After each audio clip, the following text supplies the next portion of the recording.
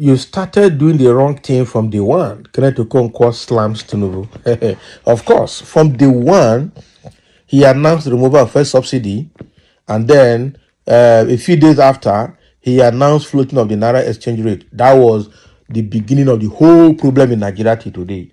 And the next thing, he started removing the subsidy in electricity and increasing the electricity tariff.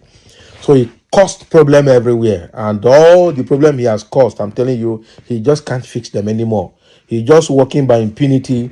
Just they do gra inside failure. That's just what is happening. Kenneth Okonkwo has spoken, but we know that even Kenneth Okonkwo, because of his recent political moves, is becoming very difficult to trust him anymore.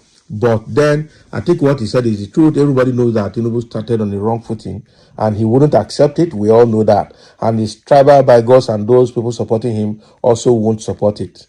But again, let's dive into the details to hear more from Kenneth Okonkwo. According to him, democracy is not about talking to the people, but about the leaders being interrogated by the people. Exactly.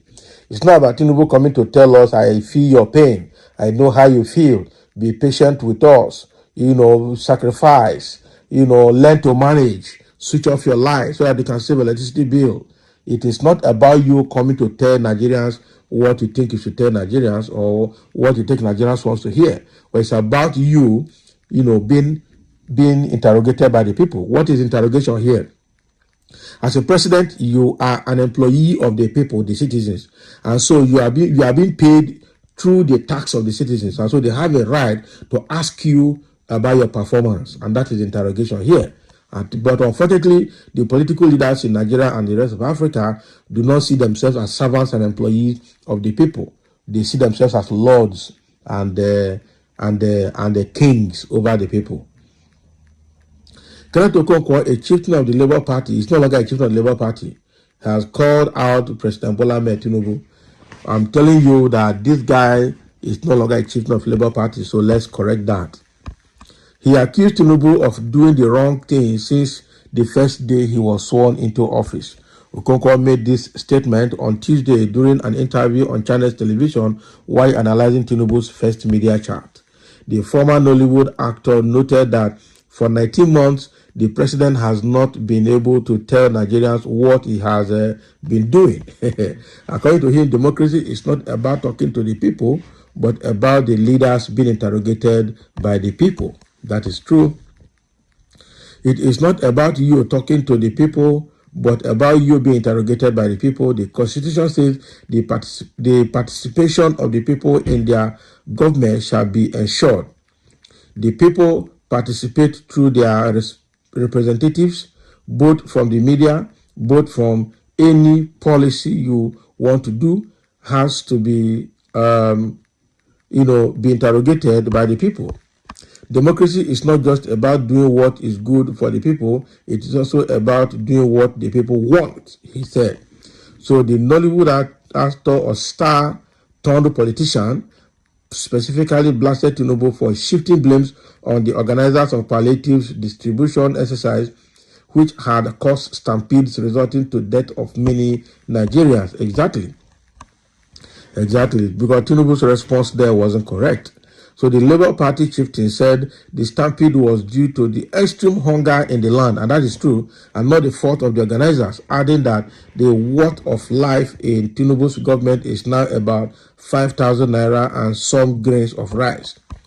So the president shifted all the responsibility to the organizers, people who wanted to help people who are hungry. Let me tell you, this stampede happened in the east, west, and the north. That means it is now a general thing that Nigerians from all sectors are hungry and things are bad. They did not die in the stampede because they were poor. Poverty exists in every country. They died in the stampede because they were desperately hungry. So in other words, they know that if they don't have that food, they won't even have anything to fall back on in their houses, and that is why they had to struggle for 5,000 naira and for grains of rice. The worth of life in Tinubu's government is now about 5,000 naira and about some grains of rice. According to him, the Catholic Church had been distributing food palliatives during Yuletide without recording any stampede. He stressed that the hardship in the land made unimaginable number of people to go for the food distribution event.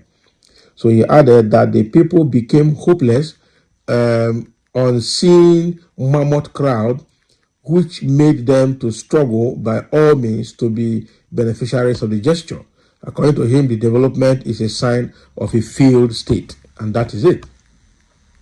Look at what happened in Abuja in the Catholic ministry. They have been doing that for decades. They have been doing that for years. Why is this year's own different? It is different because people have become desperately hungry. But because they were desperate, they did not wish to ever live there without having anything. Having seen that more people came, they knew that some people will live there without anything. Exactly. So they had to now struggle to make sure that they are part of the beneficiaries. This is a sign of a failed state, struggling and dying for the most basic necessity of life, which is food. Okonkwo lamented. And that is true. That is gospel truth. It's just unfortunate that some people will not see reasons with what he has said.